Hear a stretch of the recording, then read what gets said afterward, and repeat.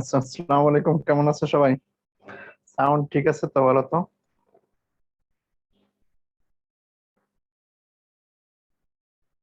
HSC 2022-এর class পরবর্তীতে করা যেতে পারে। এইচএসসি আগে 21টা শেষ হোক, 21টাকে পার করে দিই, তারপরে 22 নিয়ে ভাবা যাবে। আজকে আমাদের লাস্ট ক্লাস অফিসিয়ালি। দেখো, তোমাদের 4টা চ্যাপ্টার, আমি 4টা চ্যাপ্টার জাস্ট রিভিউ দিয়ে বলে গেছি।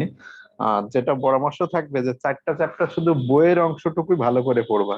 তোমাদের এই যে কলেজের কোশ্চেন গুলো দেখলাম, যে কলেজের কোশ্চেন অনেক আবল তাবল কোশ্চেন করে। আমি ক্লাস নিচ্ছি ঢাকা থেকে। তা তোমাদের কলেজের যে কোশ্চেন গুলো অনেক আবল তাবল কোশ্চেন করে, তোমাদের কখনো মনে হয় না আবল তাবল কোশ্চেন আসবে। হ্যাঁ, আজকে পলিমার অংশটুকু বলে বাকি 4টা চ্যাপ্টারে একটু রিভিউ দিব। এই কখনোই বইটা আগে ভালোভাবে পড়বা। সবার একটাই পরামর্শ যে তোমাদের 4টা চ্যাপ্টার আছে, 4টা চ্যাপ্টার থেকে অনলি তোমাদের 2টা সিকিউ লিখতে হবে। আর এমসিকিউ অপশন রাখছে 25টা এমসিকিউ থেকে, মানে 12টা না 13টা তোমাদের অ্যান্সার দিতে হবে। সুতরাং এমসিকিউ বইয়ের মধ্যে থেকেই আসবে। আর তোমরা আশা করি 12টায় 12টা পারবা যদি বইটা ভালো করে পড়ো। কখনো বইটার বাইরে যেয়ে পড়ার দরকার নাই, আগে বইটা শেষ করে তারপর টেস্ট পেপারে যে কিছু প্র্যাকটিস করবা। এই এটাই হলো পরামর্শ। আর কলেজগুলো দেখবা কি, যেগুলো সরকারি কলেজ একটু সেরকম কলেজগুলো ফলো করতে, ঠিক আছে? আর বেশি কলেজ যেগুলো নাম নামি দামি কলেজ, তারা কিন্তু কোশ্চেনটা করে তাদের স্ট্যান্ডার্ড অনুযায়ী। ওই কোশ্চেন কখনোই পরীক্ষাতে আসে না, ঠিক আছে? সোডিয়াম আর ব্রোমিনের মধ্যে এই একই কোশ্চেন, সোহান, তুমি বারবার করো। সোডিয়ামের আকার অনেক ছোট আর ব্রোমিনের আকার অনেক বড়। দেখ, এটা তো আগেই বলছি, সোডিয়ামের মাত্র 3টা কক্ষপথ আর ব্রোমিনের কক্ষপথ আরো বেশি। কক্ষপথ বাড়া মানে তোমার আকার বড় হয়ে যাবে। সূর্যের চাঁদ যে অবস্থা, এইসব কোশ্চেন আজকে না করি। সূর্য তো যদি হয়, গ্রহের হয়, তাহলে চার্জিত অবস্থা শূন্যই হবে। আচ্ছা, তাহলে আসলে আমরা পলিমার পড়বো বলছিলাম। পলিমারের আগে দেখো, ওই যে অ্যালকোহল অ্যালডিহাইড জৈব অ্যাসিডের ব্যবহার আছে। অ্যালকোহল অ্যালডিহাইড জৈব অ্যাসিডের ব্যবহার, ওইটা এমসিকিউ এর জন্য পড়বা। অ্যালকোহল, জৈব অ্যাসিড, এদের ব্যবহার, ঠিক আছে?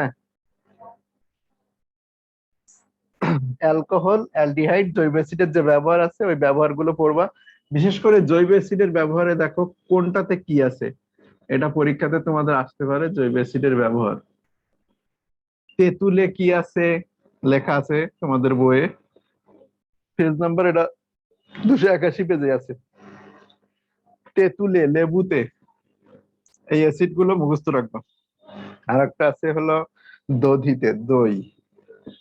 এই তিনটাতে দেখবা 3টে অ্যাসিডের নাম আছে, ওই 3টা সংকেত একটু মনে রাখবা। হ্যাঁ, সংকেত নাম, শুধু নামটা। তেঁতুলে টার্টারিক, লেবুতে সাইট্রিক, দইয়ে আছে ল্যাকটিক অ্যাসিড। এগুলো মনে থাকলেই হবে, ঠিক আছে? এই 3টা খুবই ইম্পর্টেন্ট, এখান থেকে তোমার এমসিকিউ আসতে পারে। আচ্ছা, তা আমরা পলিমারে চলে যাই। তো পলিমার বিক্রিয়ায় গত ক্লাসে আমরা একটা পলিমার দেখছিলাম, সংযোজন পলিমার।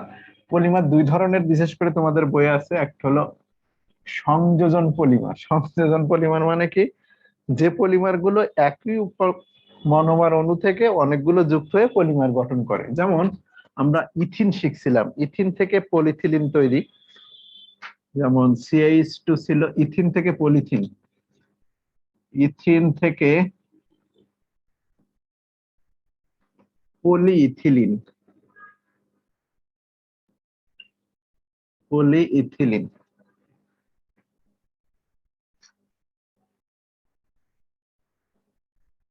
রাদারফোর্ডের পরমাণু সার্বিকভাবে গ্রহণযোগ্য পায়নি। রাদারফোর্ডের পরমাণু মডেলকে যে ত্রুটিগুলো আছে, ওই ত্রুটিগুলোর জন্যই সে সার্বিকভাবে গ্রহণযোগ্য পায়নি। তো দেখো, আমরা প্রথমে বলছিলাম যে পলিইথিলিন, আগে এগুলো পড়াইনি, তারপরে নয় তোমাদের ওই কোশ্চেনের অ্যান্সার দিতে গেলে ক্লাস নেওয়া যাবে না। ইথিন, এই যে ইথিন অণুকে কি করা হচ্ছে, পলিমারকরণ করা হচ্ছে। তো এখানে পলিমারকরণ করার জন্য যে প্রভাবক, সেই প্রভাবকটা হলো অক্সিজেন প্রভাবক। আর 1000 থেকে 1200 ATM, তোমাদের বই অনুযায়ী যেটা দিবা 1000 ATM। তাপমাত্রা 250 ডিগ্রি সেলসিয়াস, তোমাদের বইয়ে লেখা আছে 200 ডিগ্রি সেলসিয়াস। এই 1000-1200 এটিএম চাপে 200°C তাপমাত্রায় অক্সিজেন প্রভাবকের উপস্থিতিতে যদি ইথিনকে পলিমারকরণ করা হয় তাহলে এখানে তৈরি হয় হলো পলিইথিলিন। তো দেখো আমি এই বিক্রিয়াটা আগে একবার লিখছিলাম যে এন সংখ্যক মানে অসংখ্য অণু, এন সংখ্যক অণু যদি ইথিন আমরা নিই, এখানে যে বিক্রিয়াটা করবে ইথিন, অনেকগুলো ইথিন অণু একটার পর একটা এভাবে যুক্ত হবে। একটা ইথিন অণু, এটার পরে আরো একটা ইথিন অণু যুক্ত হবে, ঠিক আছে, আরো একটা ইথিন অণু যুক্ত হবে, একটার পর একটা ইথিন অণু এভাবে একটার পেছনে একটা যুক্ত হতে থাকবে। তাই একটার পেছনে একটা এভাবে যুক্ত হতে থাকলে আমার খাতায় তো সবকিছু লেখার জায়গা নাই। আমি কি কাজ করব, যেখানে এন সংখ্যক দিব যে আসলে এন সংখ্যক অণু যুক্ত হতে পারে, আর একটা অণুকে যদি আমরা এভাবে কেটে দিই, কেটে দিয়ে এখানে এন দিই, তো এটা বোঝায় কি যে এন সংখ্যক এই জিনিসটা রিপিট ইউনিট হিসেবে একটার পর একটা যুক্ত হচ্ছে। তো এই সংকেতটুকুই যদি আমরা এখানে লিখে দিই তাহলে আমাদের কাজ শেষ। যে এই ইথিন অণু একটার পর একটা যুক্ত হয়ে যেটা তৈরি করে সেটার নামই হলো পলিইথিলিন, এটার নাম পলি ইথিলিন। এবার দেখো পরের বিক্রিয়াতে চলে যাই, এটা কঠিন কিছু না। পরেরটা হলো পলিপ্রোপিন, প্রোপিন অণু। প্রোপিন অণুর সংকেত আমরা জানি,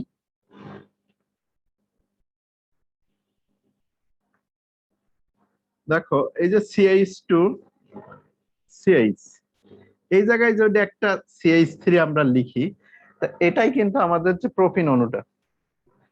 একটা প্রশ্ন যখন SL দিয়ে গঠিত যৌগের গঠন ব্যাখ্যা করতে বলা হয় তখন উত্তরে Cl4 করা থাকে, SCl2 বা SCl6 হয় না, এখানে SCl2 দিয়ে ব্যাখ্যা করলে কি SCl2 টা আসলে গঠন হয় না, বুঝতে পারছো?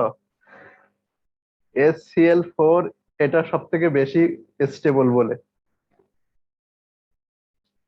ওকে, তাহলে দেখো এই যে এটা যদি এভাবে আমরা কল্পনা করি, দেখো এখান থেকে একটা এইচ কে যদি এখানে লিখে CH3 লিখে দিই, তো এইটাকে যদি বাদ দিয়ে আমরা CH3 করে দিই, এটা কিন্তু পলিপ্রোপিন হয়ে যাচ্ছে। এটা যেমন ইথিন ছিল ঠিক একই প্রিন্সিপালে আমাদের এখন যেটা সেটা হবে পলিপ্রোপিন। এটার নাম প্রোপিন, 3 কার্বন বিশিষ্ট অ্যালকিন প্রোপিন। এটাকে আমরা এখন পলিমারকরণ করব, যেটা তৈরি হবে CH2 CH2, এই যে এন সংখ্যক অণু দিব, সরি এখানে একটা, এটা হবে CH3। মানে একটার পর একটা এই জিনিসটা যুক্ত হতে থাকবে। আমরা যদি উদাহরণ হিসেবে দেখাই, যেমন এইটা, যে এই যে CH2 CH একটা অণু, এটার পরে আরো আর একটা অণু CH2 CH, এটার পরে আরো আর একটা অণু CH2 CH CH3, এটার পরে আরো আর একটা অণু CH2 CH, এইভাবে একটার পর একটা যুক্ত হতে থাকতেছে। এই জিনিসটাকে আমরা না দিয়ে আমরা একটা রিপিট ইউনিট হিসেবে বললাম যে এইটা বারবার আসতেছে, তাহলে এইটুকু লিখলেই তো হয়ে যায়। তো এইটুকুই আমরা লিখছি। আর এখানে প্রভাবক 140 বা এটিএম চাপ, 140 এটিএম চাপ, আর টাইটেনিয়াম ক্লোরাইড TiCl2, এই যদি দেওয়া হয় 120°C তাপমাত্রায়, তাহলে এই পলিমারকরণ বিক্রিয়াটা হয়। এই যে রিপিট ইউনিট একটা লিখলেই হবে, এটাই হলো প্রোপিন, আর ওই পাশে যে তৈরি করছে সেটা হলো পলিপ্রোপিন। এই অসংখ্য একটার পর একটা, এই জিনিসটা একটার পর একটা যুক্ত হচ্ছে এন সংখ্যক, তাহলে এখানে এন দিয়ে দিচ্ছি, যেহেতু বারবার একই জিনিস তৈরি হচ্ছে এই জন্য যে কোনো একটা ইউনিটকে লিখলে এখানে হয়ে যাবে। তাই এটা দিলেই হয়। তুমি ইচ্ছা করলে 2টা লিখতে পারো, 3টা লিখতে পারো, কিন্তু দরকার নাই, আমি মুছে দিলাম এটা। তাহলে অসংখ্য প্রোপিন অণু টাইটেনিয়াম ক্লোরাইড প্রভাবকের উপস্থিতিতে 140 এটিএম চাপে 120°C তাপমাত্রায় যদি উত্তপ্ত করা হয়, তাহলে একটার পর একটা যুক্ত হয়ে যেটা তৈরি করে সেটা হলো টাইটেনিয়াম টেট্রাক্লোরাইড। ডাইক্লোরাইড দুটাই হতে পারে, সমস্যা নেই, টেট্রাক্লোরাইড দিলে হয়। এগুলো তো এগুলো হলো তোমার ইয়ে যৌগ, এই জন্য এটা সম্ভব। তবে হ্যাঁ, টাইটেনিয়াম টেট্রাক্লোরাইড দেওয়াই ভালো, কারণ এইটা বেশি স্টেবল। পিভিসি এর রিয়াকশন দেখাচ্ছে, হ্যাঁ পিভিসি রিয়াকশন দেখাচ্ছি, মুছে দিলাম এটা। ওগুলো হলো ট্রানজিশন এলিমেন্ট, ট্রানজিশন এলিমেন্টের যোজন ইলেকট্রন চেঞ্জ হতে থাকে, ঠিক আছে, যোজনী 2 4 এগুলো হবে। তবে হ্যাঁ টেট্রা ক্লোরাইড দেয়াই বেটার, কারণ টাইটানিয়াম ডাইঅক্সাইড যেহেতু TiO2 লেখা হয়, সেহেতু TiCl4 দেওয়াটাই বেটার হবে। তুমি টাইটানিয়াম টেট্রাক্লোরাইড দিলেই বেটার হয়, এটা দেয়াই ভালো, কারণ এটা স্টেবল বেশি। আচ্ছা, তাহলে এরপরে চলে যাই পিভিসি, পলিভিনাইল ক্লোরাইড। প্রথমে আমরা একটু ভিনাইল মূলকটা চিনি, ভিনাইল মূলক। ভিনাইল মূলকটার সংকেত হলো CH2, এই যে এটা। ইথিন থেকে যদি একটা এইচ চলে যায়, এখানে দেখো যদি CH2 থাকে তখন এটাকে আমরা বলি ইথিন।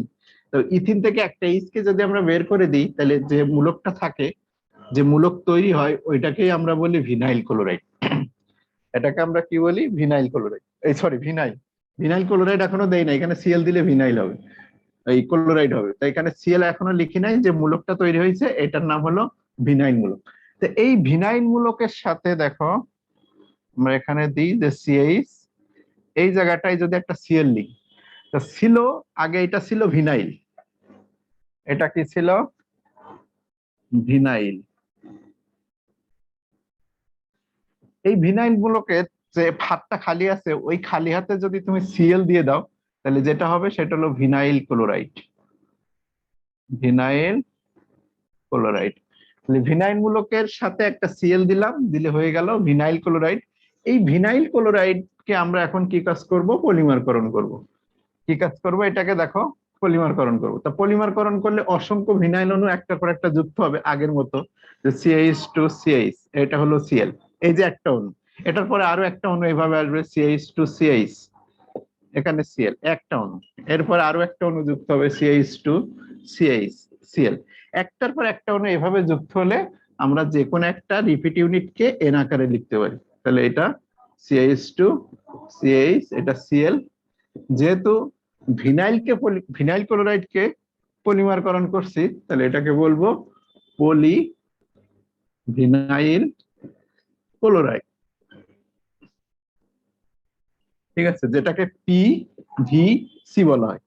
পিভিসি পাইপ, যেটা আরএফএল পিভিসি পাইপ বলে, ওইটাই কিন্তু এটা। আরএফএল পিভিসি পাইপ, আগাগোড়া সমান পুরু, ওই যে ওইটারই জিনিসটা। ঠিক আছে।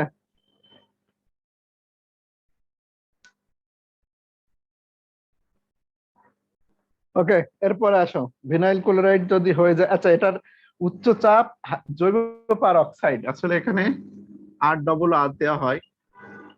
জৈব পারঅক্সাইড আর চাপ আর তাপ, উচ্চ চাপ উচ্চ তাপ, তাপমাত্রা তোমাদের এতে লেখে নেই। উচ্চ চাপ উচ্চ তাপ, জৈব পারঅক্সাইড দিতে হবে, দিলেই হবে। ঠিক আছে।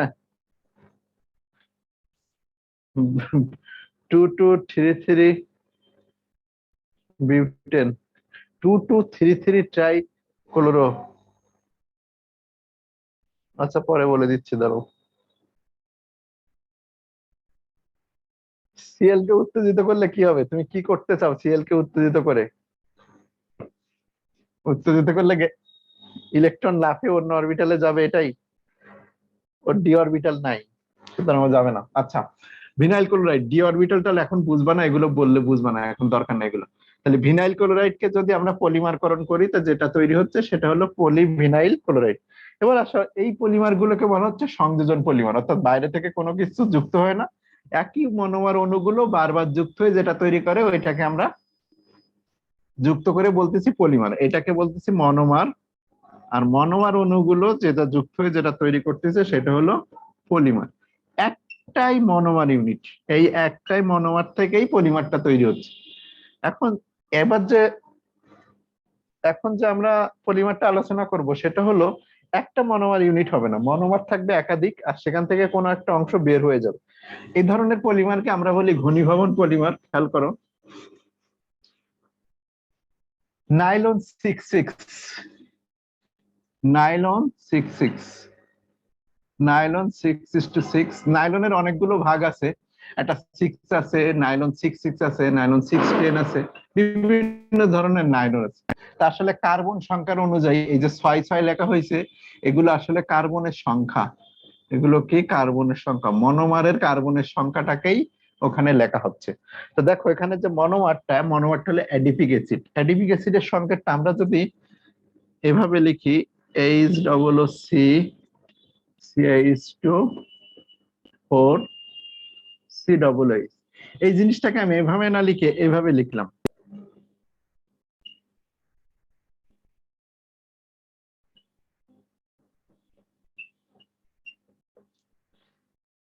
এটাই সেই কিন্তু অ্যাডিপিক অ্যাসিড 6 কার্বন, এই যে দেখো একটা কার্বন, এই 4টা আর একটা, 4টা 5টা 6টা কার্বন, এই 4 5 আর 6, 6 কার্বন বিশিষ্ট অ্যাসিড ডাই অ্যাসিড, এটাকে বলা হচ্ছে অ্যাডিপিক অ্যাসিড। Adipic acid. এটার সাথে যুক্ত করব হেক্সামিথিলিন ডায়ামিন। এই যে NH2 CH2 6টা NH2। এই হেক্সামিথিলিন ডায়ামিনটাকে আমি একটু সাজাই এইভাবে লিখলাম, HN, এভাবে লিখলাম NH2 টাকে, এটা NH2 আর এটা হলো CH2 6টা, এভাবে লিখলাম। এবার দেখো এটার নাম সেই হেক্সামিথিলিন ডায়ামিন, মনোমার গুলো পরে লিখি। এবার এখান থেকে দেখো কি বের করে দিচ্ছে, আমি পানি বের করে দিচ্ছি। এই যে এই অংশটা যদি বের হয়ে যায় তা এখনো পানি বের হয়ে যায়, H2।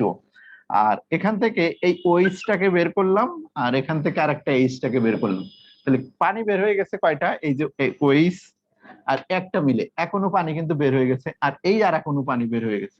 তাহলে যেটা থাকে এইটুকু বাদ দিয়ে আমরা বাকি সব লিখে দিব। এই OH আর এই H টা বাদ দিয়ে দিলাম পানি হিসেবে, তাহলে থাকলো কি CO, থাকলো CO। তারপরে থাকলো কি CH2, এই CH2 কয়টা থাকলো 4টা। তারপরে থাকলো একটা CO, আর তার সাথে এসে কে যুক্ত হচ্ছে NH, তার সাথে আবার কি CH2, এটা কয়টা 6টা, তার সাথে আর একটা NH। এটাই হলো আমাদের সেই পলিমারটা বের হয়ে গেছে এখান থেকে। এটা N সংখ্যক, এটাও N সংখ্যক বের হয়ে গেছে আমাদের এখান থেকে, হলো পানির অণু H2O। এখানে তোমাদের বই একটা ভুল আছে, তো তোমার এটা দরকার নাই এতটা। এই H2 এর পরিমাণ আসলে 2n-1 লেখা উচিত, কারণ কি এই প্রথমটা আর শেষটা বের হবে না, ঠিক আছে? এই কারণে এটা প্রথমটা আর শেষটা বাদ দিয়ে লিখতে হয়, কিন্তু 2n-1। কিন্তু তোমাদের বই অনুযায়ী আমি 2n-ই দিলাম, কারণ তোমাদের অত ঝামেলা করার দরকার নেই। 2 অণু কিভাবে বের হচ্ছে, এই যে একটা অণু আর একটা অণু, কিন্তু n সংখ্যক দিলে এটা 2n-1 লেখাটাই শ্রেয়, দরকার নাই 2n-1 তোমাদের এখন। আর রিপিট ইউনিটের পরে আর একটা ইউনিট লিখে দিতে হয়, প্রথমটা শেষেরটা। তো দেখো এখানে CO CH2 4, এই যে বন্ধনটা দেখো CONOH বন্ধন, CONH, এটাকে সংক্ষেপে এভাবে লেখা হয়, CONH লেখা হয়। এই বন্ধনটার নাম মনে রাখবে অ্যামাইড বন্ধন, এটার নাম হলো অ্যামাইড বন্ধন। আর এই বন্ধনটা যদি প্রোটিন গঠন করে, তখন এই প্রোটিন গঠন করলে এই ঠিক এই বন্ধনটার নাম আবার পেপটাইড বন্ধন হবে। যখন আমরা প্রোটিনের ভেতরে এই একই সেম বন্ধনটা দেখবো, তখন এই বন্ধনটাকে পেপটাইড বন্ধন বলে। আর যখন এটা নাইলনের মধ্যে থাকে, তখন ওইটাকে অ্যামাইড বন্ধন বলে। আর প্রোটিনের মধ্যে থাকলে সেটাকে তখন কি বলবো, পেপটাইড বন্ধন বলবো। অসংখ্য মনোমার অণু, যেটা হলো এটা হলো অ্যাডিপিক অ্যাসিড, অ্যাডিপিক অ্যাসিড। আর এই মনোমারটা হলো হেক্সামিথিলিন ডায়ামিন। এটা মিথিলিন 6টা, এই জন্য বলা হচ্ছে হেক্সা মিথিলিন। কয়টা অ্যামিন, 2টা অ্যামিন, ডায়ামিন।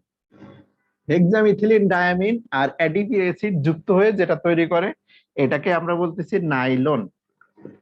এখন এই মনোমার অণুর মধ্যে কার্বন সংখ্যা হলো 6টা, এই জন্য একটা 6 দিলাম। আর এই মনোমার অণুর মধ্যে কার্বন সংখ্যা 6টা, এই জন্য আর একটা 6 দিলাম। নাম হয়ে গেল নাইলন 66। আচ্ছা নিচে পড়ে গেছে, নামটা লিখছি শুধু নাইলন 66, নিচে করে দিচ্ছি, ওয়েট করো। হয়েছে।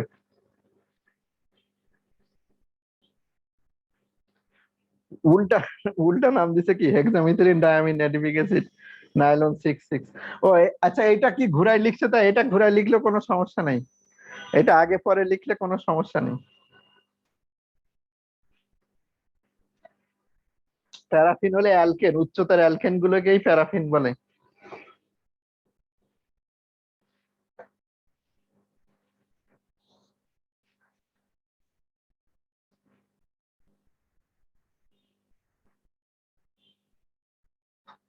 ওকে, তাহলে এটা শেষ।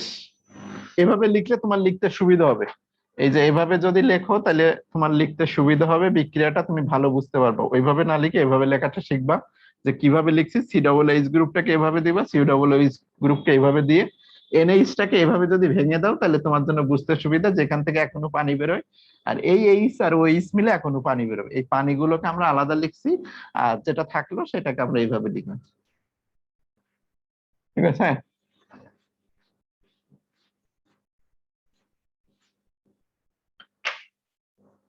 ওকে, একজন বারবার বলতেছে এটা দিতে।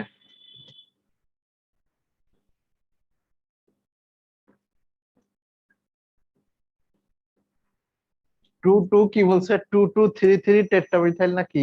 বারবার একই এ করে যাচ্ছে।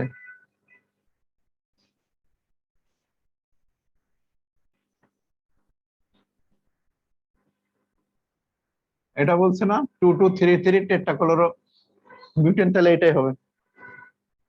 কি কি বলছিল জানো? 2 2 3 3 ট্রাইকোলোর হবে না, 2 2 3 3 বললে টেট্রাকোলোরও হবে। আর বিউটিন হবে, বিউটিন সম্ভব না। 2 2 ট্রাইকোলোরও বিউটিন সম্ভব না, বিউটেন হতে পারে। 2 2 3 3 টেট্রাকোলোরও বিউটেন সম্ভব হতে পারে। এখানে যদি দ্বিবন্ধন দাও তাহলে দুইটা ক্লোরিন কখনো দেওয়ার জায়গা থাকবে না, সুতরাং এটা বিউটেনই হবে, তোমার সংকেতেই ভুল আছে।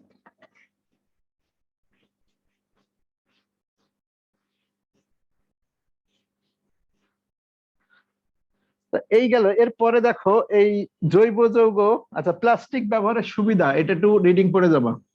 প্লাস্টিক ব্যবহারের সুবিধা, প্লাস্টিক ব্যবহারের সুবিধা।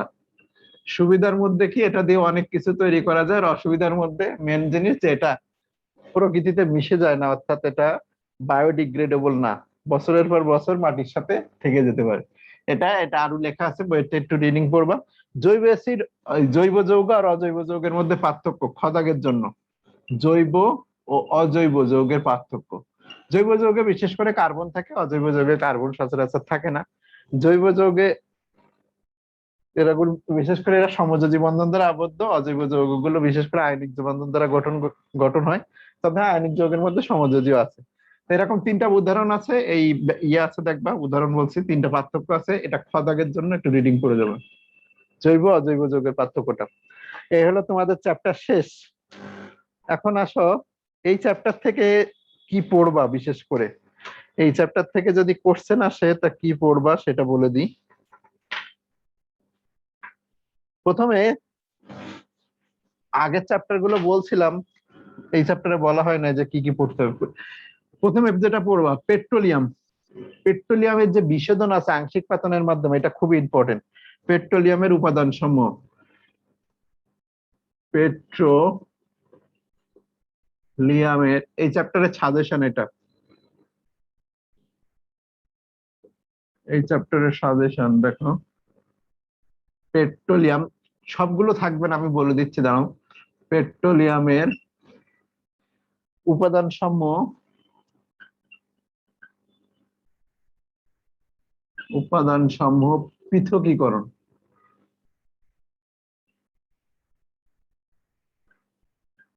আংশিক পাতনের মাধ্যমে কিভাবে করা হয়, এটা এই কোশ্চেনটা কিন্তু তোমাদের খুবই ইম্পর্টেন্ট। শুরুতেই বিক্রিয়া যদি না দেয় তো এটা দিবে, এটা ভালো করে দেখে যাওয়া।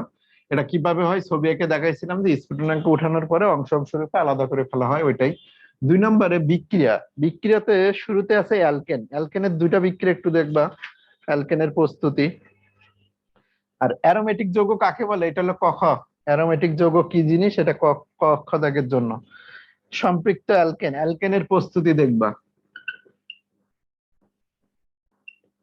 অ্যালকেনের প্রস্তুতি। টোটাল 10টার মতো বিক্রিয়ার মধ্যে পড়লে হয়ে যাবে। অ্যালকেনের প্রস্তুতি 2টা আছে দেখবা, একটা হলো ডিকার্বক্সিলেশন, ডিকার্বক্সিলেশন, আর 2 নম্বরে আছে দেখবা অ্যালকাইন আর অ্যালকাইন থেকে, অ্যালকাইন ও অ্যালকিন থেকে। এই 2টা বিক্রিয়া পড়লে হবে অ্যালকেনের। 3 নম্বরে চলে যাও, আর পড়ার দরকার নাই। অ্যালকেনের ওই যে মিথেনের সাথে বিক্রিয়াটা, মিথেনের সাথে বিক্রিয়াটা একটু দেখবা, যে মিথেনের সাথে ক্লোরিন দিতে সম্ভাবনা কম, দিবে না। এরপরে অ্যালকিন,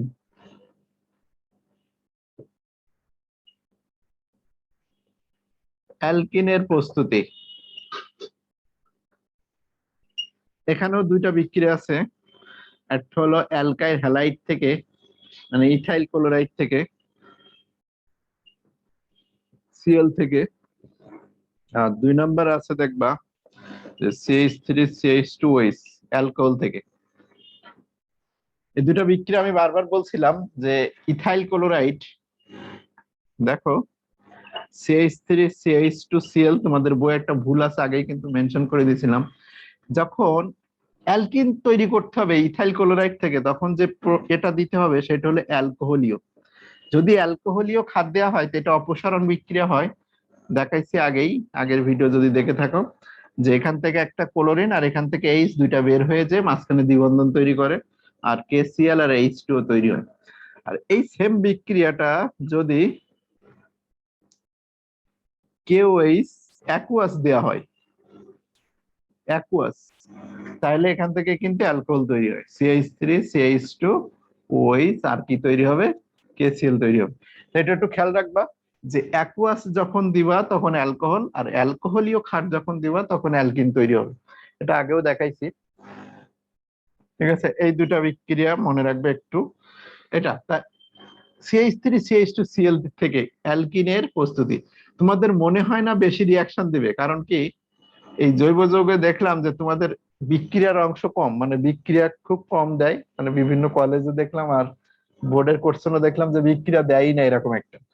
এটা বেশি দিতে দেখা গেছে পেট্রোলিয়ামের উপাদান সমূহ, সুতরাং ওইটাই থাকতে পারে। আর যদি খুব বেশি বিক্রিয়া দেয় অ্যালকেন আর অ্যালকিনের মধ্যেই থাকবে, অ্যালকেন আর অ্যালকিনের মধ্যে। বিক্রিয়া দুটো মুছে দিলাম। এরপরে অ্যালকিনের কিছু বিক্রিয়া আছে 4 নম্বরে। অ্যালকিনের দুইটা বিক্রিয়া ইম্পর্টেন্ট। অ্যালকিনের বিক্রিয়া, অ্যালকিনের বিক্রিয়া 1 নম্বরে হলো ওই যে ব্রোমিনের সাথে, ব্রোমিনের সাথে অসম্পৃক্ততার পরীক্ষা। এই বিক্রিয়াকে কি বলা হয়, অসম্পৃক্ততার পরীক্ষা। অ্যালকিনের মধ্যে যে একটা দ্বিবন্ধন আছে তার প্রমাণ এই বিক্রিয়া দিয়ে পাওয়া যায়। আর একটা হলো বেয়ার পরীক্ষা। এই দুটা বিক্রিয়া ইম্পর্টেন্ট। এটা H2O KOH KMnO4 উপরে লিখবো। এই যে দুইটা বিক্রিয়া লিখছে, এই দুইটা বিক্রিয়ায় অ্যালকিনের দ্বিবন্ধনের উপস্থিতির পরীক্ষা। দুইটা বিক্রিয়ার নামই কি, যে অ্যালকিনের মধ্যে যে দ্বিবন্ধনের আছে সেই দ্বিবন্ধনের উপস্থিতির পরীক্ষাটা।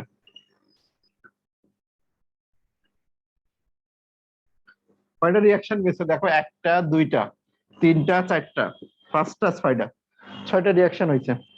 এরপরে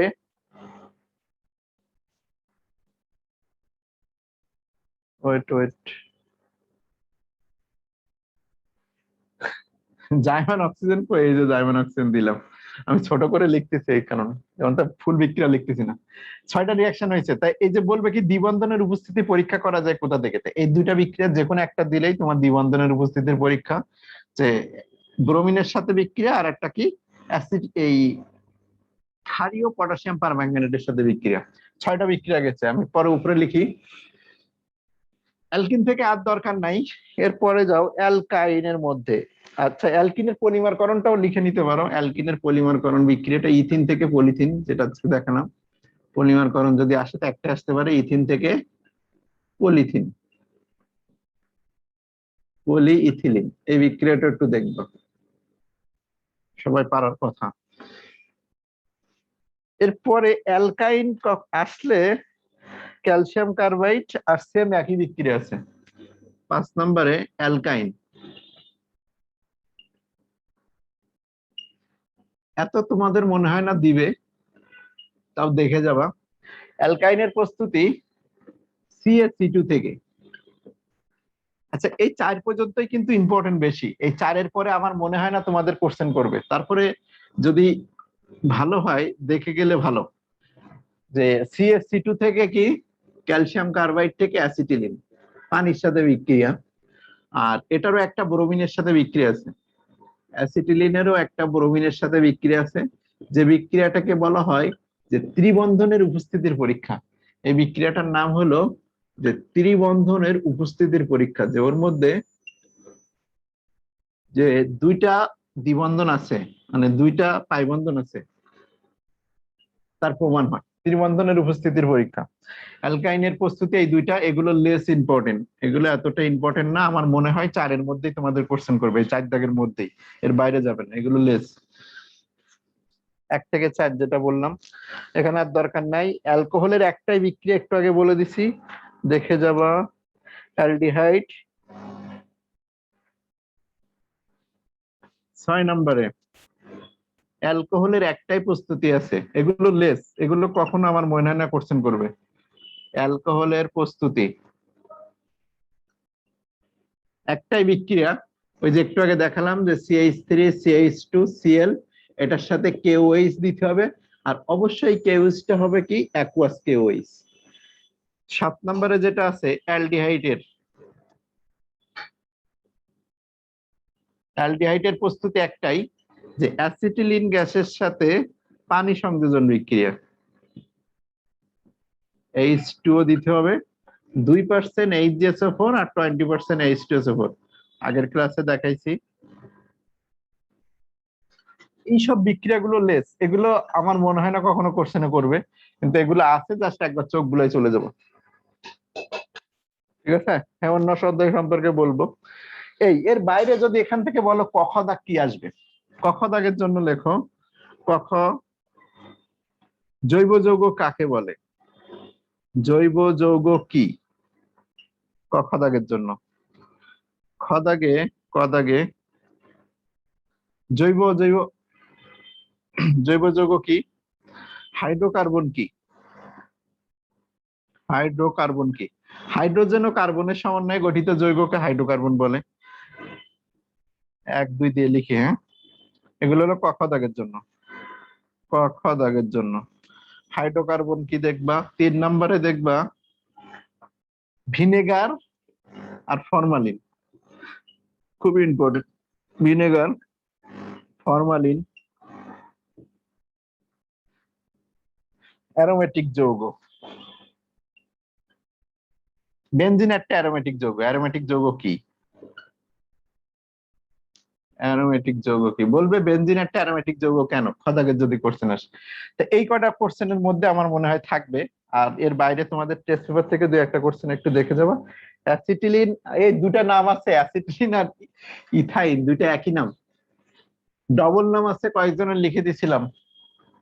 এই যে এটার নামই অ্যাসিটিলিন, এটার নামই ইথিলিন, ইথাইন, এর দুইটা নাম, একটা নাম অ্যাসিটিলিন গ্যাস, এর আর একটা নাম হলো ইথাইন। যাদের ডবল নাম আছে অবশ্যই দেখে যাবা, দুইটা করে নাম আছে 7 জনের, সে 7 জনের নাম লিস্টে দিয়ে দিছিলাম। অ্যারোমেটিক যৌগের ক্ষেত্রে লিখবা যে সকল যৌগের মধ্যে বেনজিন বলাই থাকে তাদেরকে অ্যারোমেটিক যৌগ বলে, তোমাদের এইটুকুর জন্য হবে। তাহলে বেনজিনের মধ্যে একটা বেনজিন বলাই থাকে, আর সঞ্চালনশীল পাই ইলেকট্রন, তোমাদের এত ডিটেলস লেখার দরকার নেই, কারণ হ্যাকেল তত্ত্ব দিয়ে লিখতে গেলে লিখতে হয় যে 4n+2 সংখ্যক সঞ্চালনশীল পাই ইলেকট্রন থাকে, বেনজিনের n এর মান 1, এ কারণে বেনজিন একটি অ্যারোমেটিক যৌগ। এই যে চক্র, এনটা হলো চক্র সংখ্যা, আগের ক্লাসে বলছিলাম যে এনটা হলো কি চক্র, এই যে দেখো গোল্লা, বেনজিনের মধ্যে গোল্লা একটা, তাহলে চক্র সংখ্যা যাদের 4n+2 সংখ্যক সঞ্চালনশীল পাই ইলেকট্রন থাকে তাদেরকে অ্যারোমেটিক যৌগ বলে। তাই এইটা তোমাদের লেখার দরকার নেই, তোমাদের বইয়ে নাই, সুতরাং দেওয়ার দরকার নেই। যে অক্সিজেন খুবই অল্প সময়ের জন্য তৈরি হয় কোনো বিক্রিয়ার মধ্যে, সেটা হলো জার্মান অক্সিজেন। আচ্ছা, বিটুমিন আর পিচ, হ্যাঁ, এদের বিটুমিন আর পিচ কার্বন সংখ্যা একই। আচ্ছা, তাহলে এই গেল জৈব যৌগ। তো জৈব যৌগ আমরা দিলাম যে কয়টা, এইগুলো পড়ে যাবা, এগুলো দেখলেই হবে। তবে হ্যাঁ, আমি যেটা লিখছিলাম 1 থেকে 4, ওই 1 থেকে 4-এর মধ্যে মনে করো যে কোশ্চেন থাকবে, এই ভেরি ভেরি ইম্পর্টেন্ট, কিন্তু 1 থেকে 4 অর্থাৎ অ্যালকিন পর্যন্ত। তোমাদের মনে হয় না শেষের দিকে আর আসবে অ্যালকিন, এই অ্যালকিন পর্যন্ত কোশ্চেন করবে। আর ওই যে ব্যবহারগুলো একটু দেখে যাবা, সাইট্রিক অ্যাসিড তেঁতুলে, এই লেবুতে থাকে, টার্টারিক অ্যাসিড তেঁতুলে থাকে, এইগুলা। অ্যালকাইনের সাথে অ্যালকাইনের ওই বিক্রিয়া দিবে না, অ্যালকাইনের সাথে KMnO4 এর বিক্রিয়া দিলে তোমার অক্সালিক অ্যাসিড তৈরি হয়, ওইটা তোমাদের দিবে না।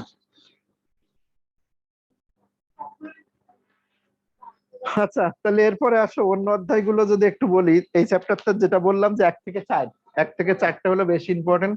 চ্যাপ্টার 2 তে যাও, চ্যাপ্টার 2 না 3, চ্যাপ্টার 3 আছে তোমাদের, হ্যাঁ,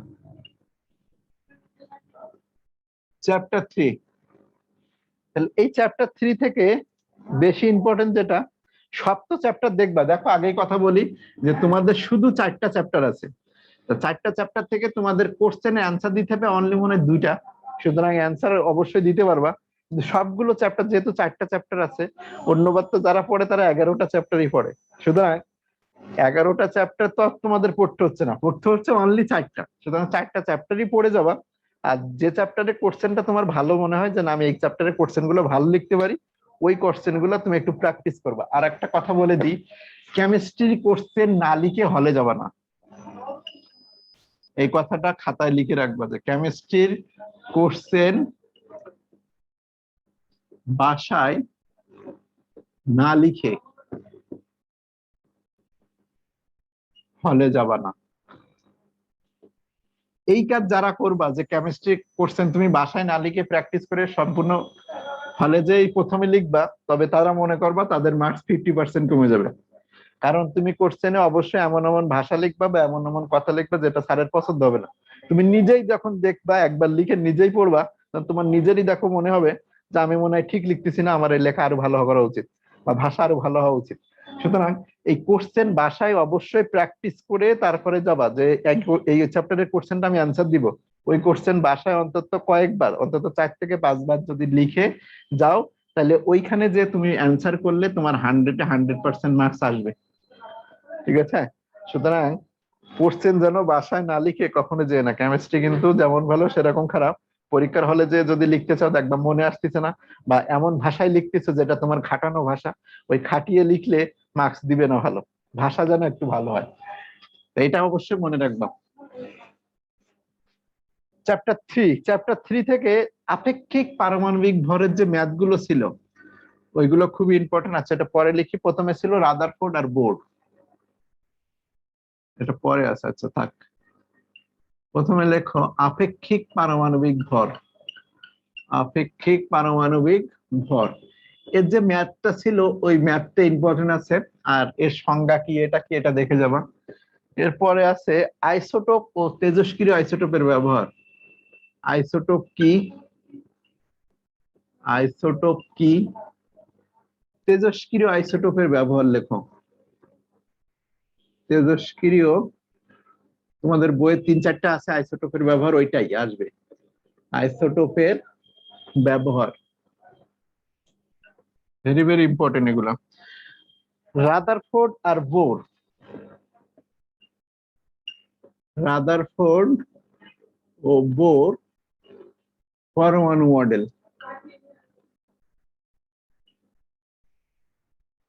এই দুইটা মডেলের কোনটি বেশি গ্রহণযোগ্য? তোমার কাছে কোশ্চেন কিন্তু এভাবে করবে, এই দুইটি মডেলের কোনটি বেশি গ্রহণযোগ্য, উত্তরের সাপেক্ষে যুক্তি দেখাও। কোনটি বেশি গ্রহণযোগ্য, তখন দুইটার তুলনাটা একটু বলে দিবা কোনটি বেশি গ্রহণযোগ্য। অবশ্যই বোর পরমাণু মডেল বেশি গ্রহণযোগ্য, আর এর ত্রুটিগুলো বলবা, বোর পরমাণু মডেলের ওই ত্রুটিগুলো কিভাবে সমাধান হয়েছে ওই ধরনের কিছু কথা বললেই হবে। 4 নম্বরে ইলেকট্রন বিন্যাস। ইলেকট্রন বিন্যাস, ইলেকট্রন বিন্যাস যদি বলো এখান থেকে এই 4টা কোশ্চেন থাকবে এর মধ্যেই।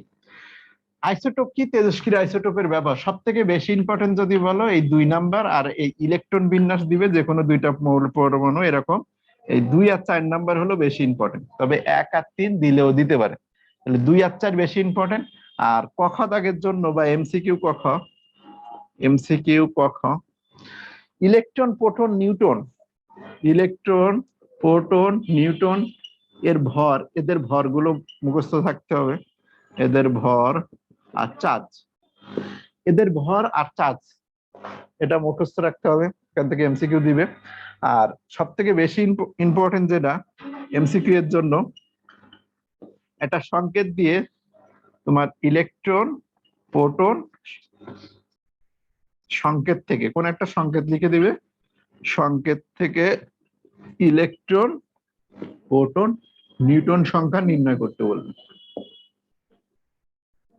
এ ধরনের কোশ্চেনও তোমার সিকিউতে আসতে পারে, তবে খুব রেয়ার, কারণ যখন কোশ্চেন খুব সহজ দিবে তখন ধরে নাও যে এরকম একটা জিনিস দিয়ে তোমার যে সেখান থেকে ইলেকট্রন প্রোটন সংখ্যা নিউটন সংখ্যা বের করতে বলবে।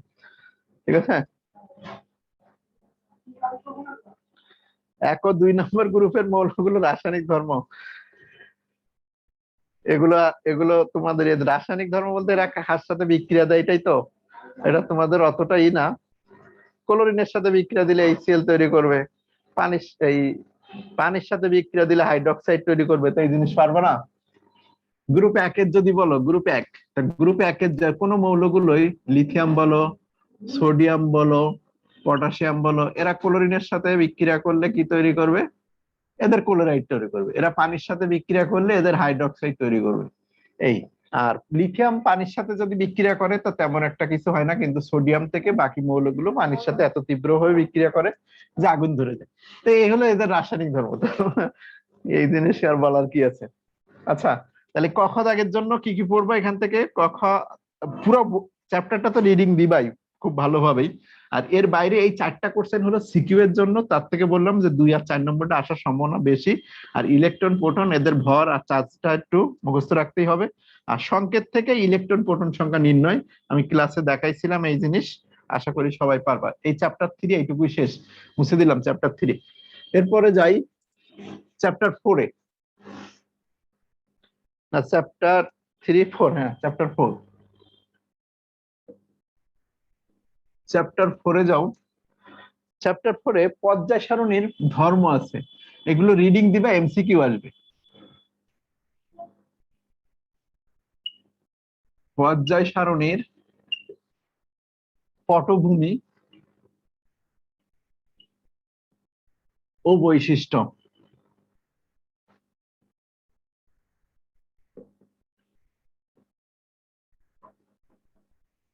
এটা রিডিং দিবা। এমসিকিউ হিসেবে আসার কথা বেশি। আর ক খ দাগের জন্য এখান থেকে যে কোনো একটা কিছু দিলে ক খ দিতে পারে। 2 নাম্বার হলো ইলেকট্রন বিন্যাস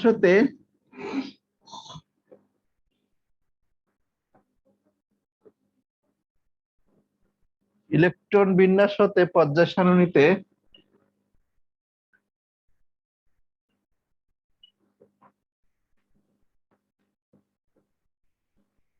মৌলের অবস্থান নির্ণয়,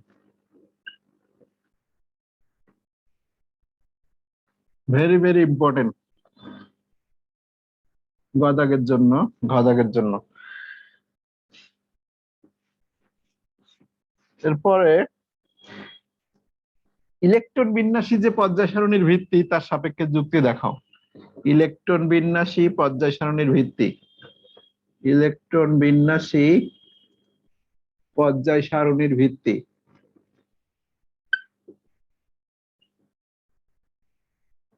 উত্তরের সাপেক্ষে যুক্তি দেখাও। 4 নম্বরে দাও ইলেকট্রন বিন্যাস পর্যায় সারণীর ত্রুটিগুলা, পর্যায় সারণীর ত্রুটি।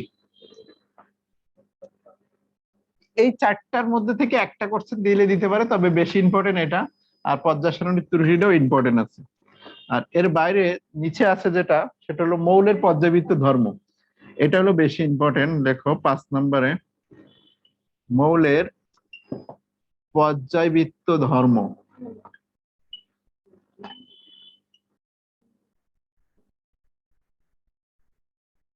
পর্যায়বৃত্ত ধর্ম, ধাতব ধর্ম অধাতব ধর্ম কখনোই আসবে না। ধাতব ও অধাতব এটা তেমন একটা দিবে না, রিডিং দিয়ে যাবা, এটা দেওয়ার কথা না। যেটা দিবার কথা 2 নম্বরে পরমাণুর আকার, আয়নীকরণ শক্তি আর ইলেকট্রন আসক্তি। পরমাণুর আকার,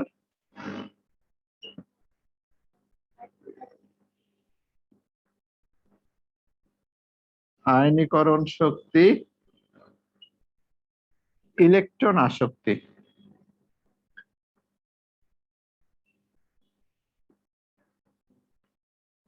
এরা একই গ্রুপে একই পর্যায়ে কিভাবে চেঞ্জ হয়, ভেরি ভেরি ইম্পর্টেন্ট। এখান থেকে তোমাদের কোশ্চেন হবেই। এই 3টার মধ্যে থেকে কোশ্চেন আসবেই। আর তড়িৎ ঋণাত্মকতাটা একবার রিডিং দিবা সংজ্ঞা হিসেবে। এর নিচে যেটা আছে দেখা যাচ্ছে, আচ্ছা লিখি, তড়িৎ ঋণাত্মকতা উপর থেকে লিখি। মুছে দিলাম ওপরেরটা, সবার ওপরে লিখি। হ্যাঁ, এই যে 4 নাম্বারটা যেটা 4-এর পরে 5, তড়িৎ ঋণাত্মকতা, এটা শুধু সংজ্ঞা হিসেবে ক দাগের জন্য পড়বা, এটা দিবে না, গ খ দাগ আসবে না। তড়িৎ ঋণাত্মকতা, তড়িৎ ঋণাত্মকতা এটা ক দাগের জন্য। ত্রুটি, দুইটা ত্রুটি ছিল, একটা হলো হাইড্রোজেনের অবস্থান নিয়ে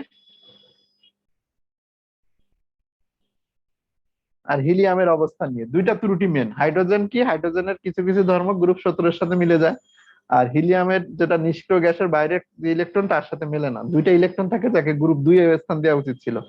আর ওই 3 নম্বর ত্রুটিতে হলো কি, ওই ইয়েটা ল্যান্থেনাইট সিরিজ অ্যাক্টিনাইট সিরিজ, যেটা একই গ্রুপের দুইটা জায়গায়, দুইটা দুইটা জায়গায়, হ্যাঁ lanthanide actinide, lanthanide series actinide. প্রথম হলো হাইড্রোজেনের অবস্থান নিয়ে সমস্যা, 2 নম্বর হলো হিলিয়ামের অবস্থান নিয়ে সমস্যা।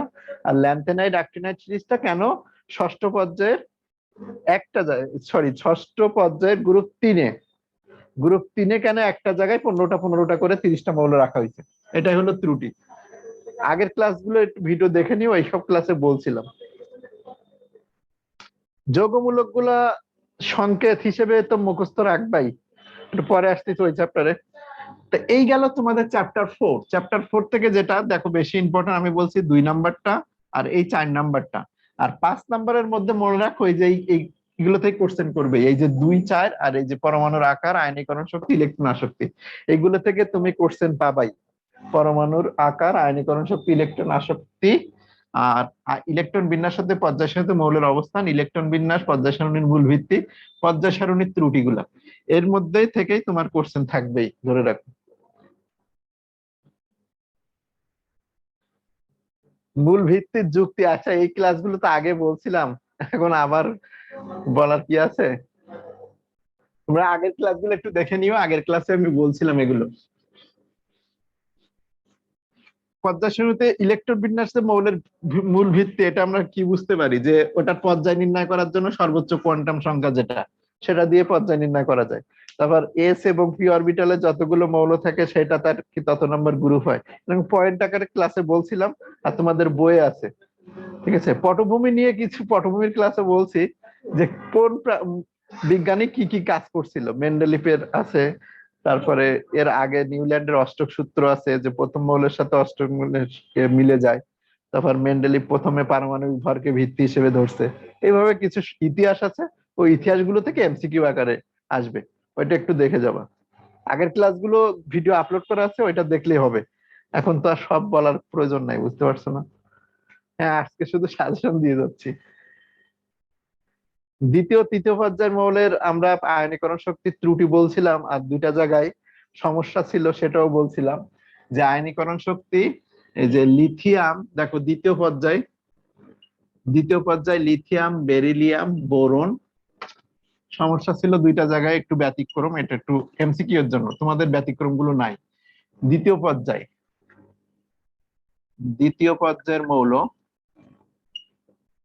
লিথিয়াম থেকে শুরু, lithium, beryllium, boron, carbon, nitrogen, oxygen, fluorine, আর হলো নিয়ন। এখানে বলছিলাম যে দুইটা জায়গায় সমস্যা ছিল, একটা জায়গায় সমস্যা। এই দিক থেকে এইদিকে গেলে আয়নীকরণ শক্তি হলো বাড়ে, কিন্তু এই জায়গাটায় সমস্যা, এখানে হলো কমে যায়। এই জায়গাটায় সমস্যা, এটা কি কমে যাওয়া উচিত, ওইদিকে বাড়া কিন্তু কমে। তাহলে প্রথম লিথিয়ামের জায়গায় লিথিয়াম বসবে, এই জায়গাটায় ক্রোমটা চেঞ্জ হবে, ক্রোমটা চেঞ্জ হয়ে প্রথমে বি আসবে, তারপরে চলে যাবে বিই। কার্বনের জায়গায় কার্বন থাকবে, নাইট্রোজেন আর অক্সিজেনের ক্রম চেঞ্জ হয়ে প্রথমে অক্সিজেন আসবে, পরে নাইট্রোজেন যাবে, তারপরে ফ্লোরিন, তারপরে নিয়ন, নিয়নের জায়গায় নিয়ন ঠিক থাকবে। তো এই দুইটা জায়গায় ঠিক করে দিতে হবে, এটাই এই ব্যতিক্রমের মধ্যে এটা। তো এইটা হলো সঠিক ক্রম দ্বিতীয় পর্যায়ে। তোমার যদি তৃতীয় পর্যায়ে জিজ্ঞাসা করে, তাহলে নিচে নিচে মৌল বসাই দিলেই হয়ে যায়। লিথিয়ামের নিচে বসবে সোডিয়াম, বোরনের নিচে বসবে অ্যালুমিনিয়াম, বেরিলিয়ামের নিচে বসবে ম্যাগনেসিয়াম, কার্বন, সিলিকন। এই যে তোমাদের গ্রুপ মুখস্থ করেছি, লিনাকে, ব্যাটে এলো, বিরানি মুগলাই, কাশ্মীর সীমান্তে, ও এসএসসি তে, নলকূপের পানিতে, ক্লোরিন ক্লোরিন, আর এটা আর এই যে সমস্যা বলছি কি এইগুলো, এই জায়গাটায় হলে স্কিপ হয়, চেঞ্জ হয়ে যায়। আর ইলেকট্রন অ্যাফিনিটি ক্রম একটা ব্যতিক্রম ছিল, যে ফ্লোরিনের থেকে ক্লোরিনের ইলেকট্রন আসক্তি বেশি। এটা ইলেকট্রন অ্যাফিনিটির একটা ব্যতিক্রম আছে। তড়িৎ ঋণাত্মকতার কিছু নাই, ইলেকট্রন আসক্তিতে একটা ব্যতিক্রম। ইলেকট্রন আসক্তিটা কি ছিল, যে গ্রুপ 17 ফ্লোরিন, ক্লোরিন, ব্রোমিন আর কি আয়োডিন। তা আমরা জানি একই গ্রুপের উপর থেকে নিচের দিকে গেলে ইলেকট্রন আসক্তি বাড়ার কথা।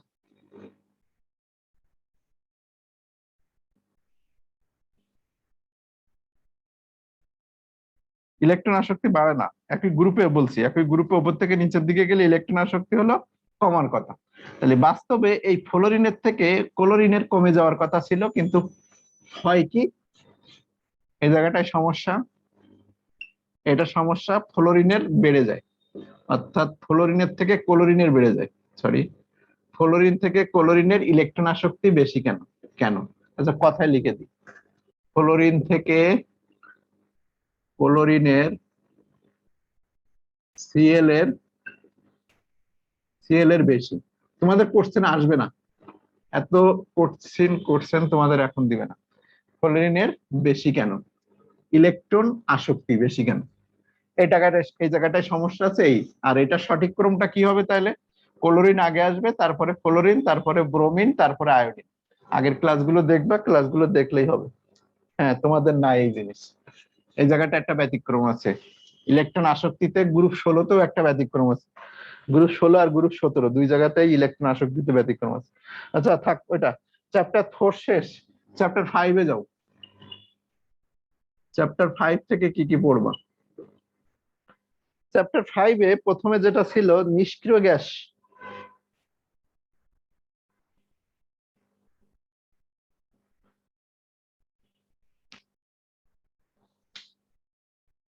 সমযোজী আয়নিক বন্ধন তো এবার বলছি চ্যাপ্টার 5-এর মধ্যে আসবে, তো সবগুলো চ্যাপ্টার আসবেই, করছেন দেখো। নিষ্ক্রিয় গ্যাস চ্যাপ্টার 4 শেষ, নিষ্ক্রিয় গ্যাস দেখো চ্যাপ্টার 5 থেকে কি কি পড়বা। নিষ্ক্রিয় গ্যাসের স্থিতিশীলতার কারণ, দু একটা কারণ পড়ে রাখবা অবশ্যই। স্থিতিশীলতার কারণ ব্যাখ্যা করো, বা এরা কেন নিষ্ক্রিয়। লেস ইম্পর্টেন্ট, বেশি ইম্পর্টেন্ট না, লেস হিসেবে লিখে রাখো। এরপরে আয়নিক আয়ন কিভাবে সৃষ্টি হয়, আয়ন কিভাবে সৃষ্টি হয়,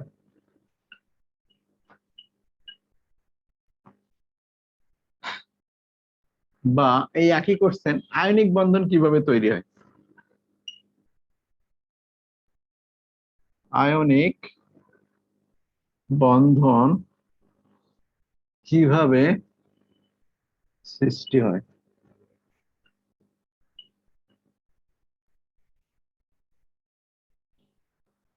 বা আয়নিক বন্ধন গঠন প্রক্রিয়া, বা গঠন প্রক্রিয়া ব্যাখ্যা করো। যে কোনো একটা যৌগ দিয়ে বলবে এর গঠন প্রক্রিয়া, যে কোনো একটা যৌগ দিয়ে তোমাকে বলবে এর গঠন প্রক্রিয়া ব্যাখ্যা করো। সেটা হতে পারে যে অ্যালুমিনিয়াম ক্লোরাইডের গঠন প্রক্রিয়া লেখো, সোডিয়াম ক্লোরাইডের গঠন প্রক্রিয়া লেখো। একটা ইলেকট্রন ছাড়ে সোডিয়াম, ক্লোরিন একটা গ্রহণ করে, অ্যালুমিনিয়াম তিনজনে মিলে তিনটা ছাড়ে, ক্লোরিন তিনটা গ্রহণ করে।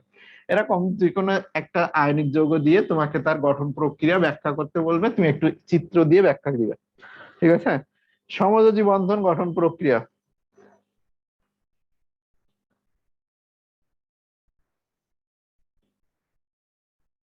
উত্তেজিত অবস্থায় ফ্লোরিন নাইট্রোজেন এর ইলেকট্রন বিন্যাস করতে, এখন তোমাদের উত্তেজিত করা লাগবে না, ইন্টারে উঠলেই উত্তেজিত করে দিব না, এখন দরকার নাই উত্তেজিত অবস্থা, তোমাদের দরকার নেই, আমি একটা দেখাই দিব, দাঁড়াও। সমযোজী বন্ধন গঠন প্রক্রিয়া, এরপরে যাও যে সমযোজী বন্ধন গঠন প্রক্রিয়া, সমযোজী বন্ধন কিভাবে গঠিত হয়। যদি বলো যে বেশি ইম্পর্টেন্ট কোনটা, তাহলে অবশ্যই 2-3, এই যে 2 আর 3 এখান থেকে কোশ্চেন হবেই। আর একটা এদের পার্থক্য, যদি এই দুইটার থেকে কোন একটা স্কিপ হয়, মানে দুইটা যদি না দেয়, তাহলে এদের বৈশিষ্ট্য যেটা আছে, সমযোজী ও আয়নিক বন্ধনের বৈশিষ্ট্য, সমযোজী ও আয়নিক, আয়নিক আগে দিই, আয়নিক ও সমযোজী বন্ধনের বৈশিষ্ট্য, এদের দেখবা বৈশিষ্ট্য আছে ওই যে গলনাঙ্ক, স্ফুরণাঙ্ক, তারপরে তাপ পরিবাহিতা, বিদ্যুৎ পরিবহন ক্ষমতা, এরকম 3-4টা আছে, ওইগুলো খুবই ইম্পর্টেন্ট। ধরে রাখো যে এই কোশ্চেন 4 নাম্বারটা থাকতেই পারে, খুবই খুবই ইম্পর্টেন্ট কিন্তু। আয়নিক ও সমযোজী বন্ধনের বৈশিষ্ট্য মানে পার্থক্য হিসেবে, এজ এ পার্থক্য হিসেবে তোমাকে বলবো। বৈশিষ্ট্য যে তুলনামূলক তুলনা, পার্থক্য না লিখে তুলনা লিখি, একটার সাথে আর একটা তুলনা করতে বলবে। আর রিডিং দিবা ধাতব বন্ধনটা, লেস ইম্পর্টেন্ট। ধাতব বন্ধন ও বৈশিষ্ট্য আছে ধাতব বন্ধনের কিছু, বিদ্যুৎ পরিবাহিতা, তাপ পরিবহন ক্ষমতা, এরকম। এটা একটু রিডিং দিও, এটা লেস ইম্পর্টেন্ট। তাহলে 2, 3 আর 4 বেশি ইম্পর্টেন্ট, ধরে রাখো এখান থেকে কোশ্চেন হবেই 2, 3 আর 4। আর 1 আর 5টা একটু দেখে যাবা, 1 আর 5টা অতটাই বেশি ইম্পর্টেন্ট না, ঠিক আছে। আয়নিক বন্ধন আর সমযোজী বন্ধন, দেখো আয়নিক যৌগগুলো কি হিসেবে তৈরি হয়, স্থির বৈদ্যুতিক, অর্থাৎ পজিটিভ আর নেগেটিভ, ওগুলো আসতেছি যোজনী। আয়নিক বন্ধনগুলো কিভাবে হয়, আয়নিক বন্ধনগুলো একটা পজিটিভ আয়ন আর একটা নেগেটিভ আয়ন থাকে। তো যদি একটা পজিটিভ আর একটা নেগেটিভ আয়ন থাকে, এরা কি করবে, যখন এদের আমরা গলাইতে যাব তখন এদের মধ্যে শক্তিটা অনেক বেশি থাকে, স্থির বৈদ্যুতিক আকর্ষণ বলে। এই শক্তি ভাঙতে অনেক বেশি শক্তির প্রয়োজন হয় বলে এদের গলনাঙ্ক স্ফুটনাঙ্ক তুলনামূলক বেশি হয়। আর সমযোজী বন্ধনগুলো কিভাবে তৈরি হয়, সমযোজী বন্ধনগুলো ইলেকট্রন শেয়ারের মাধ্যমে তৈরি হয়। এই সেল না দিয়ে অন্য একটা দিই, H2S বা H2O, এরা হলো শেয়ারের মাধ্যমে তৈরি হয়। ইলেকট্রন শেয়ারের মাধ্যমে যদি তৈরি হয় তো ওদের বন্ধনটা অত দূরে থাকে না বলে এদের গলনাঙ্ক স্ফুটনাঙ্ক তুলনামূলক কম হয়, ঠিক আছে। আর এদের মধ্যে কি থাকে, এরা বিদ্যুৎ পরিবহন করে, অর্থাৎ গলিত বা জলীয় দ্রবণে যদি দেওয়া হয়, এই আয়নগুলো পজিটিভ নেগেটিভ থাকার কারণে এরা বিদ্যুৎ পরিবহন ক্ষমতা রাখে। আর তাপ পরিবহন ক্ষমতাও তাই এদের বেশি থাকবে। এই কিন্তু আগে ক্লাস নিচ্ছি, ক্লাসের ভিডিওগুলো দেখো, দেখলেই হয়ে যাবে। আর এরপরে দেখো, এইটুকু হলো আমাদের সিকিউ এর জন্য। আর ক খ দাগের জন্য আমরা উপরে লিখি ক খ। এই চ্যাপ্টারে অনেক ক খার কোশ্চেন আসে। যোজন ইলেকট্রন কাকে বলে, ক খ। ক খ দাগের জন্য লেখো যোজন ইলেকট্রন কাকে বলে।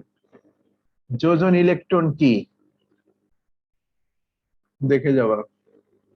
রাসায়নিক বন্ধন কি,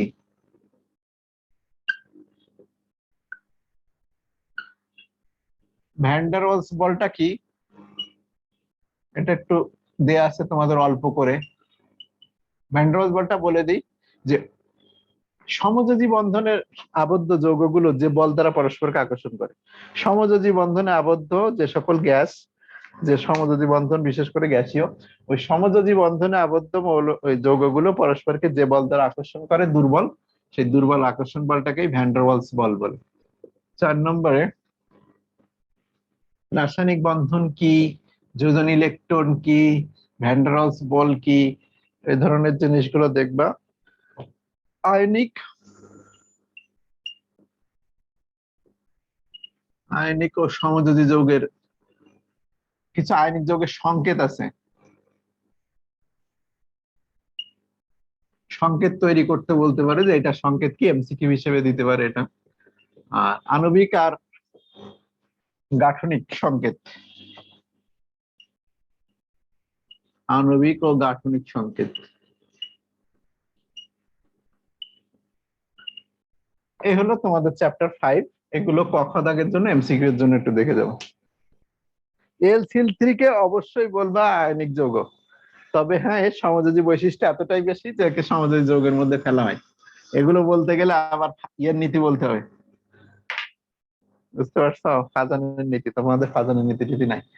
LCl3 দেখো একটা ধাতু অধাতু, এই যে অ্যালুমিনিয়ামটা হলো ধাতু আর এই ক্লোরিনটা হলো একটা অধাতু। একটা ধাতু আর অধাতুর মধ্যে যখনই যৌগ গঠন হয় তখন সেটাকে আমরা আয়নিক যৌগ বলি। কারণ কি, এ হলে এক বা একাধিক ইলেকট্রন ছাড়ে আর ওইটা একাধিক ইলেকট্রন 3টা ছাড়ে, আর এই 3টা ক্লোরিন 3টে ইলেকট্রন গ্রহণ করে, এই হিসেবে এটাকে অবশ্যই আমরা আয়নিক যৌগ বলবো। তবে হ্যাঁ এর সমযোজী বৈশিষ্ট্য এতটাই বেশি যে একে বাধ্য হয়ে সমযোজী যৌগ বলতে হয়। এফি এর যোজনী স্টেবল 2 3 দুইটাই স্টেবল আছে, এক স্টেবল না। যোগমূলকের কাজ যোগমূলকের কাজ কি? যৌগ গঠন করবে। যোগমূলকের কাজ কি ওইভাবে নাই?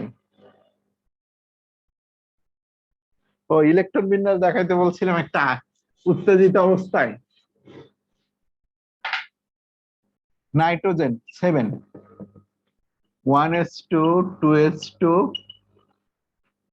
2px। তোমাদের দেখো এই 2py এগুলো তোমাদের নাই। 2pz এর যেমন আছে কি নাইট্রোজেন 7 7টা, তাহলে এই 4 গেছে 5 6 7। একে যদি উত্তেজিত করো তুমি, তা উত্তেজিত করলে কোনো লাভই হবে না, কোনো উত্তেজিত অবস্থায় এর 2D নাই, 2D নাই। সুতরাং উত্তেজিত অবস্থায় নাইট্রোজেন 7 এর কোনো চেঞ্জ আসবে না। উত্তেজিত অবস্থায় নাইট্রোজেন চেঞ্জের কোনো চেঞ্জ আসবে না, একই ইলেকট্রন থাকবে। 2D অরবিটাল নাই, যে ইলেকট্রনটা লাফিয়ে যে আরেক জায়গায় যাইতে হবে ওরকম সুযোগ নাইট্রোজেনের নাই। কার্বনের হতে পারে, কার্বনের উত্তেজিত অবস্থায় ইলেকট্রন বিন্যাস হতে পারে। কার্বন হলো 6। এই জিনিস তোমরা এখন তোমাদের নাই, ইন্টারে ওঠো, এই জিনিস নিয়ে প্রচুর পড়াশোনা আছে। 2px, 2py, 2pz। এই যে কেন 2px, 2py, 2pz লিখতেছি জানো? এই যে এদের ঘর, পি এর 3টা ঘর, একটা ঘরের নাম হলো পিএক্স, আর একটার নাম হলো পিওয়াই, আর একটার নাম হলো পিজেড। এই যে একসাথে করে 3টা ঘর আছে বলে এইভাবে লেখা হয়। আচ্ছা, তাই এখানে দেখো 4, এগুলো 5, এগুলো 6। তো এই যে কার্বনকে যদি এখন উত্তেজিত করো C6, তাহলে 1s2, আগে থেকে দেখো 2s আছে, 2px আছে, 2py আছে, 2pz আছে।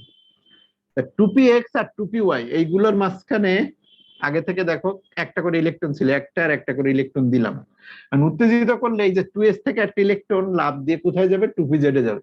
আর এখানে লাফ দিয়ে যাওয়ার মতো কোনো জায়গা নাই, অর্থাৎ নাইট্রোজেনের উত্তেজিত অবস্থায় কোনো চেঞ্জ হবে না। উত্তেজিত অবস্থায় নো চেঞ্জ, কোনো চেঞ্জ হবে না, একই থাকবে, সুযোগই নাই নাইট্রোজেন। কার্বনের সুযোগ আছে একটা, যে 2s থেকে একটা ইলেকট্রন লাফ দিয়ে কোথায় যাইতে পারবে? 2pz এ যেতে পারবে। এই জিনিস তোমাদের নাই এখন।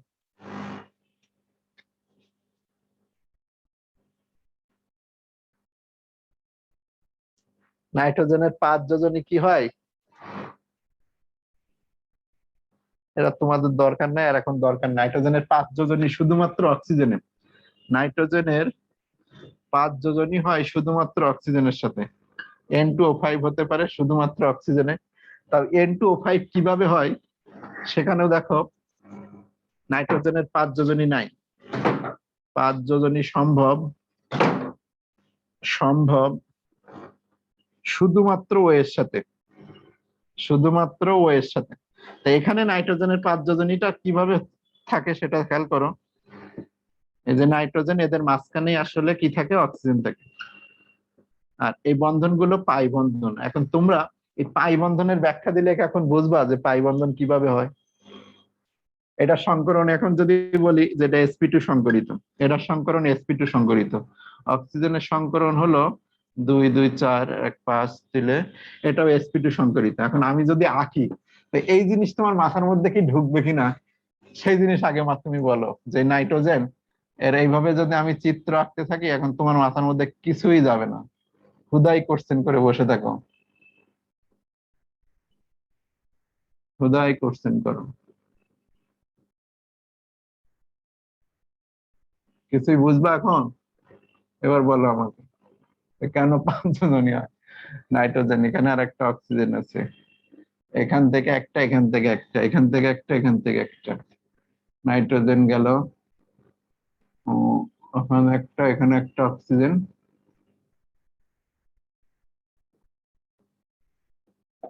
দেখো তো কিছু মাথার মধ্যে যায় তোমার? কিছু যাবে মাথার মধ্যে? শুধু কোশ্চেন করলে হবে? এই সংকরণ তোমরা কিছুই বুঝবে না।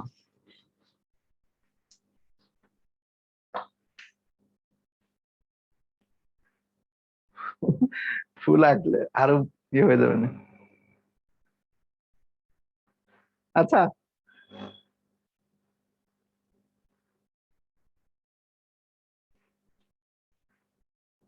এফি এর যোজনী কি হয় কিভাবে, আবার একজন আছে। দেখো এগুলো আসলে এই সংকরণ দিয়ে দিয়ে ব্যাখ্যা করতে হয়, এখন তোমাদের এইসব জিনিস নাই, তোমরা এই জিনিস দেখে তোমাদের হবে না, তোমরা বুঝবাও না। আর যে জিনিস বাদ দিই, হ্যাঁ এগুলো বাদ দিই। এসব কোশ্চেনের অ্যান্সার যখন ইন্টারে যাবা তখন আর এত বেশি কোশ্চেন থাকবে যে তখন আর এইসব কোশ্চেন নিয়ে আর কথাই বলতে যাবা না, এগুলো দরকারই নাই, হুদাই কোশ্চেন করছি। আমাদের এক স্যার বলতো হুদাই, ঠিক আছে। তো এইগুলো জিনিসগুলো হলো হুদাই, হুদাই ছাড়া কিছুই না। ইন্টারে যে এত এত কোশ্চেন থাকবে তখন আর কোশ্চেন করতে মন চাবে না। তোমাদের যারা যে আপু এরা আছে এদের কাছে দেখবা যে এত এত বেশি কোশ্চেন যে সে নিজেই চুপসে যায়, তখন দেখি আর কারো ইচ্ছা থাকে না, তখন নিজেই কোশ্চেন করতে হয় যে এই ধরনের কোশ্চেনের অ্যান্সার বলো। ঠিক আছে, নিজেই কোশ্চেন করতে হয় আমাদের, তখন আর কেউ কোশ্চেন করে না। আর এখন তোমাদের বইটা ছোট, তোমাদের দিলেও বোঝো না, আমি যদি অ্যান্সার দিই তা বুঝবা না ম্যাক্সিমাম জিনিস, এজন্য বলে লাভ হবে না, অন্যদের বিরক্তির কারণ হবে। আচ্ছা, আর একজন দেখো কে এর ইলেকট্রন বিন্যাস করতে বলছে। সিলিকন আয়নিক বন্ধন, আচ্ছা দেখো সিলিকন গুলো হলো অপধাতু, এখন অপধাতু যদি হয় তাদের কিছু কিছু বন্ধন আয়নিক, কিছু কিছু বন্ধন সমযোজী। তো এগুলো সিলিকন যদি বলা হয় যে বালুর সাথে কিভাবে আছে, তখন তাকে বলা হবে যে ইয়ে হিসেবে আয়নিক ধর্ম এই ধরনের। কিন্তু এদের যে হলো অপধাতু, অপধাতু গুলোর বন্ধন গুলো যে যৌগ ওই যৌগ অনুযায়ী বলতে হয়।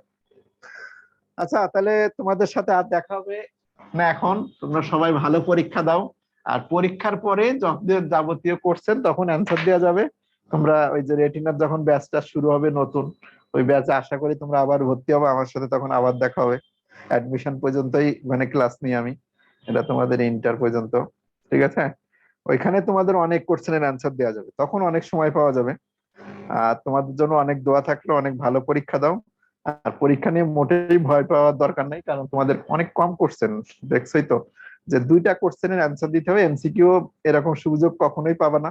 আর সরকারের একটা ভালো ডিসিশন যে তোমাদের পরীক্ষাতে দিয়াতে অটো পাস না দিয়ে একবার পরীক্ষাতে কিছু চ্যাপ্টার রাখাতে অন্তত পড়ার টেবিলে ব্যাক করতে পারছো, ঠিক আছে। তা অনেক দোয়া থাকলো তোমাদের, আমার জন্য দোয়া করবা। আর কোশ্চেন টোশ্চেনের যে অ্যান্সার এগুলো ইন্টার অনেক দিতে পারবো, তখন কোশ্চেন করবা, তখন সময় নিয়ে তোমার কোশ্চেনের অ্যান্সার দেওয়ার চেষ্টা করবো আমি যতটুকু পারি, ঠিক আছে। তা সবাই ভালো থেকো। আর ভাই কি আছে, সাকিব ভাই? ঠিক আছে,